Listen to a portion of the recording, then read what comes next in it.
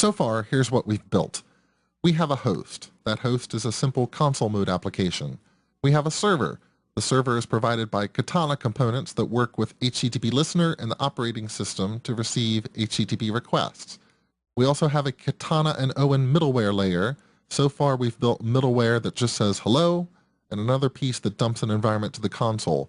But we want something more. We want an application that will serve up meaningful data.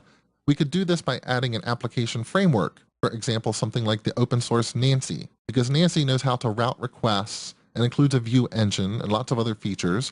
We can also use the Web API. Both Nancy and Web API have an advantage over Asp.NET MVC because neither of them have a dependency on system.web or Asp.NET. We can be lean and mean and hosted in a console application with no overhead. Let's see how that can work. Back with Visual Studio, I would like a request that comes to my application to the path /API/greeting, not to be processed by the middleware that just writes out a plain text hello. I would like this to be handled by the Web API to actually have it serialize an object into XML or JSON and return that result. Fortunately, this is fairly easy. The first thing I need to do is install a package that will patch the Web API into the Owen pipeline and give it a chance to route requests to a Web API controller. So I want to install a package, again, a pre-release package. This one is microsoft.aspnet.webapi.owen self-host.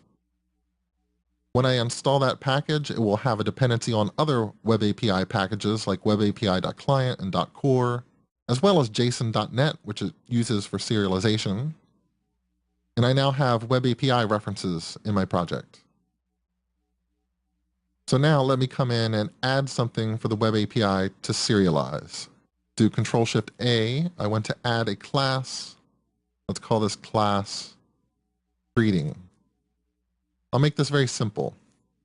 It will be a public class that has one property, a property called text. And of course, I could add as many other properties there as I wanted to. I could add a timestamp, add an ID. But let's just keep something simple for right now. And I'll add one more class, which is going to be a Web API controller. And I'll call this greeting controller.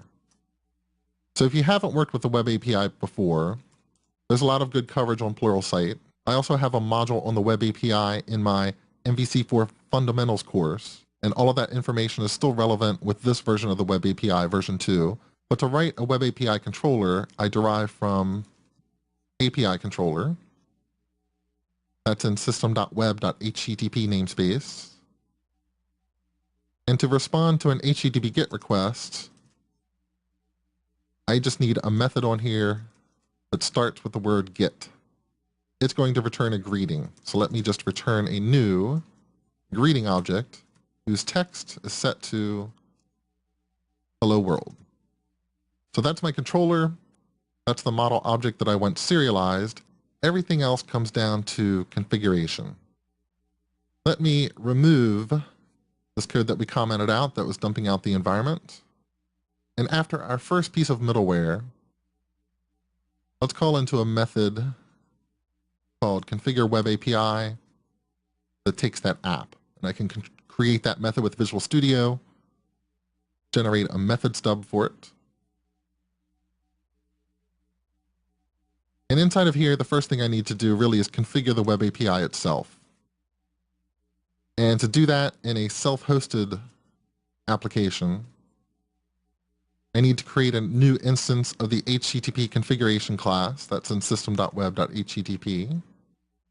This is the configuration object that controls the routing rules, that controls the serializers and the formatters. Really, the one thing I need it for are the routing rules. I need to configure a new route. So I want to map an HTTP route. We'll just call it the default API route. This is very similar to what you see in a new MVC application. The code that it emits as the default web API configuration. The template for this route is going to be API/the controller name. And if we want to make it just like a new project template, we could also have the optional ID parameter And so I could specify the defaults here as give me an object where ID equals route parameter, not optional. Let me just format this so it all fits on the screen. But now that I have the web API configured, it knows how to respond to incoming requests, or at least requests that come into API/something. I can tell the app builder that I want to use web API. So just like we built a custom extension method that allowed people to plug in our Hello World component really easily, the web API Owen package includes a use web API extension method for app builder that allows me to plug in the web API easily. The one piece of information it needs, though, is that HTTP configuration. And with that, I should be able to launch the server once again. Let's come over and request /API/greeting. And here you can see two interesting pieces of information. First of all, in the browser window, I successfully reached that greeting controller. It created a greeting model. It serialized it into XML, and I can see that XML in the browser, so that part works. Over in the server window, you can see the middleware is still working. That logging piece of middleware says someone's requesting /API/greeting, and we responded with a 200 status code. What happens if I go somewhere else in the application? Let's say to the root. Well, now this particular request goes all the way to my Hello World component. It has decided to respond. It responds to every request unless something else responds first. And when I go to /API/greeting, because the web API is configured in here, and that matches a route that it knows how to respond to, it was able to supply a response, and it never needed to call down into additional middleware components. Just like the Hello World component never calls additional components later in the pipeline, the web API says, I know how to process this request. It runs the request through the web API pipeline, and that produced a result, which is this XML. And now I have an application level framework plugged into Katana. Still self-hosted, still in a console application, still very lightweight, but now I can respond to meaningful URLs with meaningful data.